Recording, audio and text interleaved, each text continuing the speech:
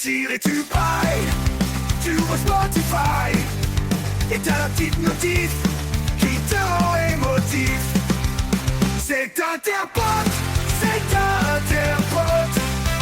Ton émission de lundi sur deux. Tous les lundis, sauf quand y'en a pas. Genre ce fois lundi, peut pas y en avoir trois. Capté? C'est Interpote. C'est Interpote.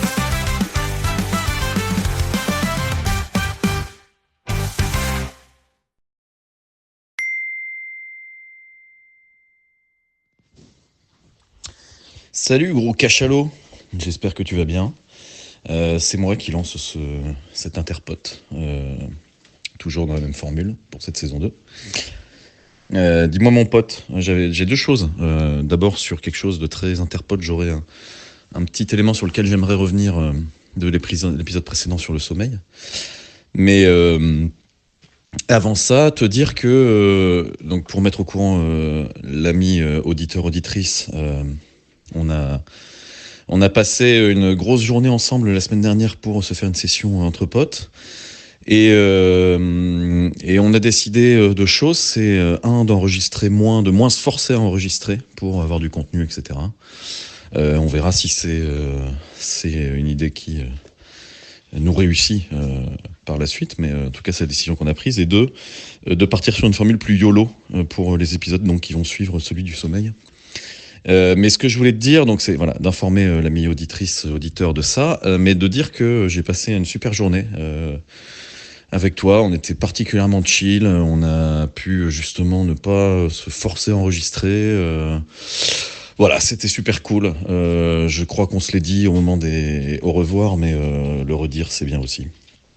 Voilà, c'était quand même bien cool. Et pour des considérations plus interpotesques, je voudrais revenir sur quelque chose, sur un sujet que tu abordes sur l'épisode sommeil. Et en fait, j'aimerais te réentendre là-dessus. Parce que je sais pas si je dirais que c'est un peu confus, mais en tout cas, c'est tellement précis que ça arrive un peu comme un cheveu sur la soupe dans notre débat. C'est le moment où tu essayes d'instaurer une règle de courtoisie qui ferait que dans une situation où des amis arrivent dans un lieu partagé, une grande location, etc., je crois que c'est l'exemple que tu prends, les gens qui ont plus de problématiques avec le sommeil devraient être prioritaires sur le choix des chambres. Voilà, j'essaie de le résumer comme ça. Je crois que c'est ce que tu essaies de nous dire, mais je dois te dire que c'est à la réécoute. Ça arrive de façon tellement, bien que ce soit dans le thème, évidemment, mais c'est tellement précis et c'est tellement de niche que je me demande si j'ai bien compris et j'aimerais t'entendre nous reformuler un petit peu cette idée-là, au risque que je prends, et j'en suis conscient, au risque de t'humilier une deuxième fois parce que ce serait exactement ça, et effectivement, c'est très très très de niche, mais bref, voilà, bisous mon pote, ciao.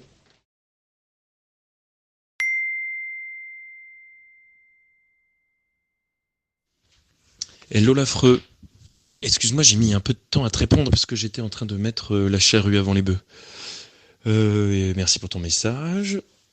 Petit préambule, peut-être tout d'abord pour dire que, bah écoute, moi aujourd'hui j'ai pris le temps d'écouter tout notre épisode et en fait je le fais pas tout le temps. Et enfin, en tout cas ça s'avère assez agréable. J'ai bien aimé cet épisode, j'ai trouvé agréable à écouter.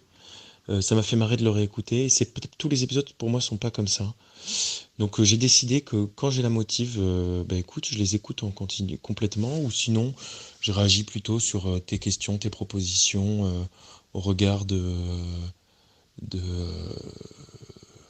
tout ça. Donc je me forcerai plus forcément à tout écouter. Enfin, voilà, si j'ai pas le temps ou si pour une raison ou pour une autre je peux pas écouter, je ferai ça. Euh,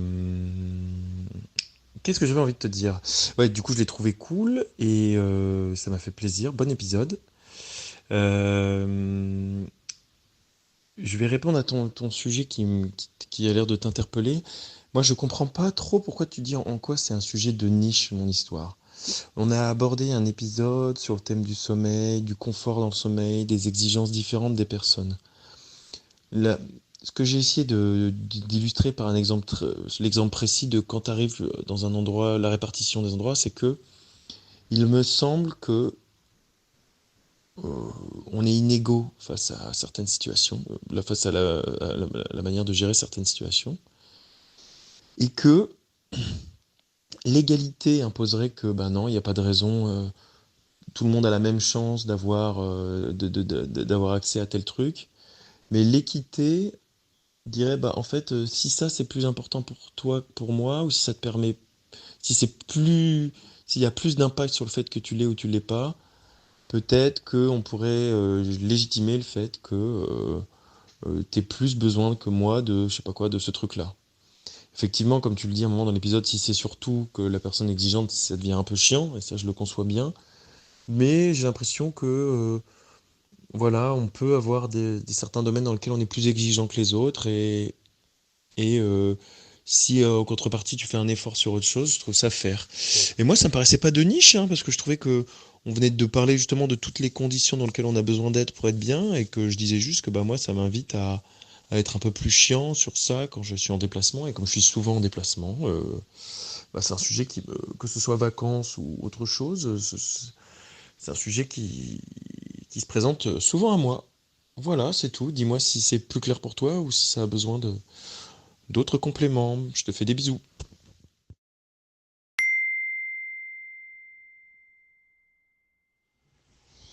Oui, l'affreux Jojo, salut, salut, salut. J'étais en train de faire chauffer le barbecue avec l'un des frères Lebrun. Je te dis pas lequel, tu devineras. Et je te parle évidemment des célèbres pongistes. Ceux qui ne disent pas ping-pong, mais disent le ping. Je sais pas d'ailleurs, première parenthèse ouverte très tôt dans mon message, désolé.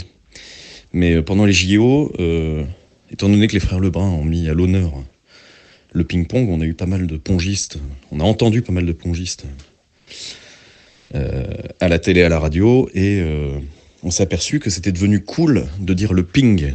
Mais à quel moment, dans quelle faille, dans quel glitch de la matrice, c'est devenu cool de dire le ping? Voilà, pardon pour cette rage incommensurable. C'est entendu pour tes explications. Je crois mieux compris.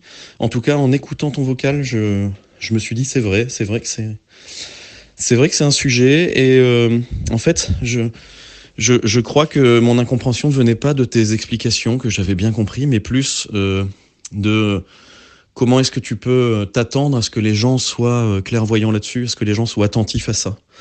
Et je crois que pour les gens pour qui c'est pas important, c'est vraiment difficilement réalisable de se dire bah tiens, je vais peut-être lui proposer cette piole là parce que ce mec a des difficultés à s'endormir. Enfin, c'est quelque chose qu'il faut vraiment verbaliser, je crois, et c'est pour ça que ça peut être difficile, enfin difficilement non, mais ça peut être différemment perçu par les gens qui sont pas attachés à ça. Bref, je m'embourbe pas plus que ça dans ce sujet-là. Sur cet épisode, effectivement, il est bien. Alors, il y a eu très peu de montage. C'est un point technique, hein, il y en a toujours un petit peu dans Interpod, comme tu sais. Il y a eu très peu de montage, puisque c'est un montage que j'ai fait en prise de notes dans le train qui m'amenait puis qui me reconduisait chez moi. Qui m'amenait chez toi et qui me reconduisait chez moi. Et voilà, il y a eu des points purement techniques de montage. Il n'y a pas eu de coupe. Donc c'est un des rares épisodes aussi que les auditeurs, auditrices ont eu en intégralité. Et puis voilà. Et sinon, j'aimerais bien qu'on reparle de la journée qu'on a passée ensemble et de... J'ai bien kiffé le moment qu'on a passé. En plus, tu m'as fait découvrir deux pépites de jeux vidéo. On a pris le temps de se poser avec manette à la main. Voilà, c'était vraiment cool. Donc, je suis reparti avec un très bon feeling de cette petite pause parisienne. Et puis, pour mes prochains vocaux, j'aurai un autre sujet. C'est que figure-toi que je me prépare pour partir à Lille dans quelques minutes. Je vais prendre le volant.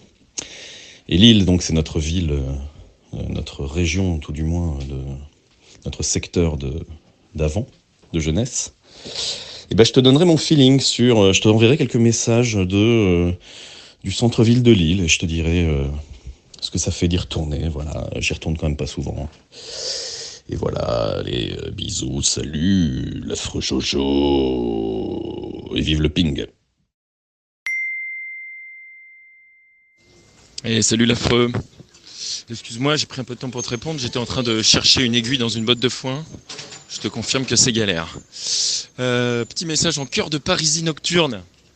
Bien entendu, tes informations, évidemment, mais je crois qu'on en parle dans l'épisode. Hein. Je pars pas du principe que les gens doivent a priori faire attention à ça. Hein. C'est juste que, effectivement, parfois c'est un peu dur quand on aborde le sujet de dire non, mais en fait, moi, je considère que on est inégaux face à ça et que je dois bénéficier d'un avantage. C'est toujours un peu dur de se mettre dans la position de quelqu'un, du mec qui réclame, tu vois. C'est juste ça. Mais évidemment que personne doit, en proactivité, penser à ça. Ça va de soi. Je te propose qu'on clôture le sujet parce qu'on a déjà suffisamment parlé. Et par rapport à... écoute, oui, alors c'était une journée sympa.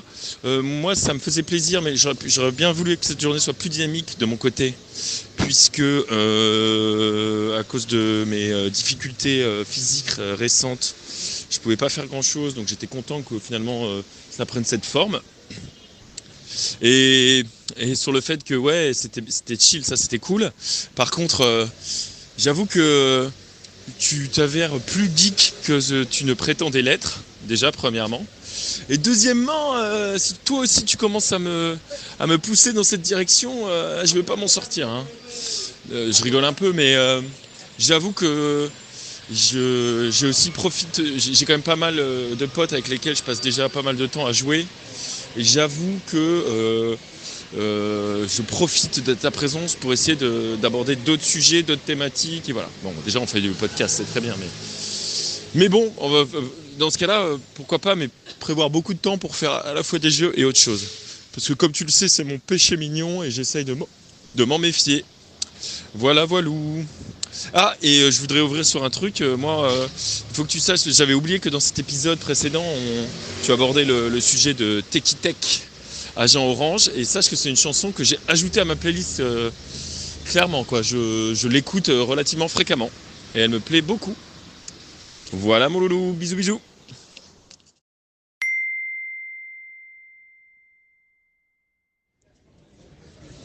Salut à toi Coco Lastico. Je suis dans un bruit ambiant. C'est normal parce que je suis ce week-end à Lille. Je te l'ai dit dans un précédent vocal. Et donc voilà, je déambule dans des magasins divers et variés. Je me promène dans l'île Centrum, une ville qui a beaucoup changé, tu le sais. Et si tu le savais pas, tu t'en doutais. Depuis qu'on l'a quitté, moi je suis parti de Lille en 2006, un truc comme ça. Un an plus tard. 2008-2009, bref. Et j'étais en train de me demander si je serais devenu la même personne en grandissant dans l'île d'aujourd'hui. Lille, c'est devenu une grande ville, une vraie grande ville, une très grande ville de France avec tout ce qui va avec. C'est une ville qui est très rénovée et très bien entretenue, je trouve, par rapport à la ville que moi / nous on a connue. C'était un petit peu plus roots quand même. Et aujourd'hui, Lille, c'est aussi une ville extrêmement touristique, ce qui n'a pas toujours été le cas, il faut que les gens le sachent. Et où il y a quand même pas mal d'ISF, je crois, ce qui n'a pas toujours été le cas non plus. Bref, dans le prochain vocal, je ferai peut-être une analyse un tout petit peu plus... un peu plus positive du truc, mais voilà, il y a quand même eu des mutations assez importantes, qui fait que j'ai pas forcément l'impression de remettre les pieds dans la même ville que celle que j'ai connue, qui était une ville une grande ville, mais à taille peut-être plus humaine. Bref, je m'égare pas plus que ça. Simplement sur le message que tu me laisses, tu dis je découvre que finalement tu es plus geek que ce que tu crois. Alors, s'il te plaît, n'exagérons pas trop non plus. Très honnêtement, le fait qu'on ait allumé la console, ça m'a plu, mais on l'a allumé 15 minutes et moi, c'est ma dose de sevrage. Comme tu sais, c'est un monde que je connais plus, donc en fait, ça me fait juste plaisir de découvrir des trucs qui sont aujourd'hui au sommet de la qualité vidéoludique, alors que moi j'en étais resté à Tetris. C'est pas complètement vrai, mais voilà, c'est l'image. Je continue mon petit périple lillois avant de t'en donner ma conclusion dans mon prochain vocal. Et d'ici là, je te dis à très vite. Gros bisous, Coco Lastico.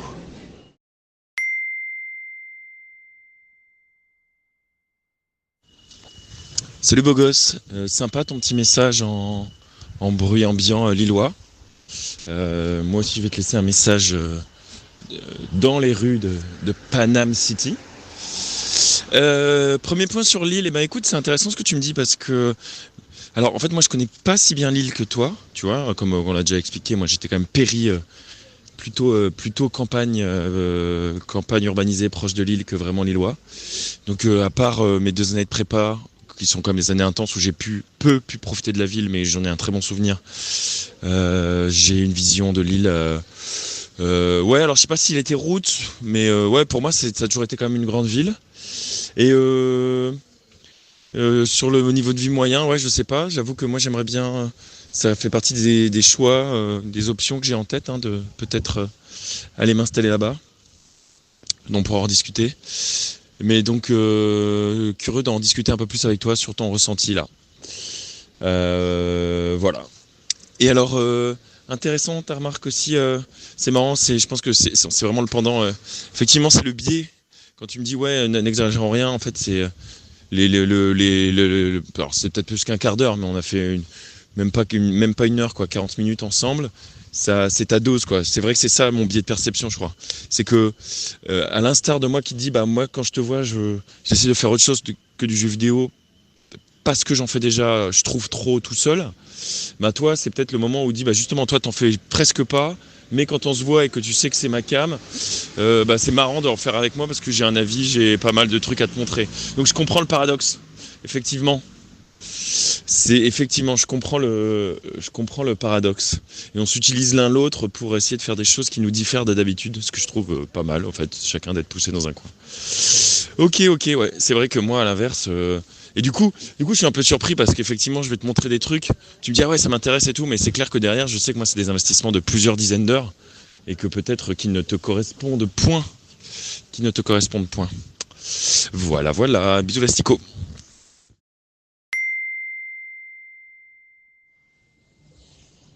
Oui, Jaja. Oh, Jaja. Le champ des possibilités est réduit entre nous, Jaja. Voilà ce qu'aurait dû chanter Dame Nakamura. Le message que je vais te faire sera relativement court, je pense, parce que j'en suis arrivé à une conclusion sur le Lille de maintenant que je vais partager avec toi. En espérant que tu aies la ref, entre guillemets, quand moi j'avais 15 ans et que j'étais lillois et que je profitais, que je croquais la vie à plein dedans, comme tu me connais, et que je profitais de la ville de Lille à 100%. Il y avait une rue dans Lille qui s'appelle toujours la rue de Béthune, qui est une rue centrale, alors qui relie le vieux Lille au musée des Beaux-Arts, qui fait partie d'un quartier pré-Oisem. Enfin, pour celles et ceux qui connaissent, ils reconnaîtront facilement, pour les autres, désolé. Et cette rue-là, c'était la rue fréquentée par les gens. Alors c'était une rue où il n'y avait que des enseignes méga mainstream, sans intérêt pour nous à l'époque, nous les mecs, les gens un peu arty, un peu indés, etc. Et où traînaient que des banlieusards, des touristes, des gens sans grande personnalité. La rue de Béthune. Et en fait aujourd'hui, j'ai triste conclusion, c'est que Lille est devenue... la rue de Béthune a gagné finalement contre le Lille plus indé, plus route, plus voilà. Et triste conclusion. Non, conclusion tout court, c'est le sens de la vie, puis c'est une leçon d'urbanisme assez courante. Mais voilà, ce qui fait qu'aujourd'hui je m'y retrouve un petit peu moins. Je prends toujours plaisir à m'y promener, mais un week-end suffit pour me faire un petit shoot de nord lillois. Et puis voilà, j'espère que ça t'aura ramené quelques souvenirs. Là, je suis plus sobrement dans un Monoprix. Voilà, l'ambiance lilloise est assez estompée, mais voilà.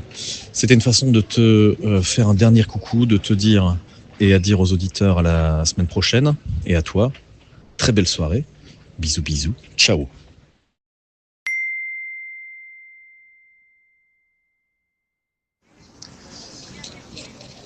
Hello Bella Apollon. Petit message aussi, moi en activité. Nous sommes le dimanche matin. Marché de Place des Fêtes. Environnement, coin avec mixité sociale et assez populaire s'il en est. Et d'ailleurs, je connais finalement peu d'endroits dans Paris qui sont réellement comme ça. Bah oui, évidemment, rue de Béthune. Oui, c'est l'image que j'en avais. J'avais pas forcément un tel mépris, un trop fort mépris pour la rue de Béthune. Parce que j'ai été aussi, et je suis encore des fois consommateur de ces magasins. D'ailleurs, je ne pense pas avoir été... J'aimerais bien que tu m'expliques, on pourra aborder ce que c'était pour toi, ce Lille vraiment roots, parce que je ne suis pas sûr de le connaître si bien que ça. Hein. Moi, j'ai connu que Lille à 18-20 ans, j'ai jamais écumé Lille tel un thug, tel un blouson noir, donc je veux bien que tu me racontes ça. Et que te dire oui, la rue de Béthune a gagné, certainement. Est-ce que ça va dans le sens de qui est prêt à mettre de l'argent pour dégager de la valeur foncière? Certainement. Voilà, l'urbanisme, je le connais moins bien que toi, mais voilà. Ben écoute mon loulou, ça tient, petite idée, on pourrait peut-être avoir une discussion. Moi ça m'intéresserait de discuter avec toi de où aller vivre. Parce qu'on on a beaucoup parlé de nous du passé, et on pourrait avoir des petits exercices de projection. Genre où aller vivre, qu'est-ce qui pourrait nous plaire. Voilà, moi comme en plus c'est dans mes réflexions actuelles, ça serait marrant d'aborder ça avec toi. Et on l'a déjà fait et on pourrait le faire encore plus. Je te fais des gros bisous.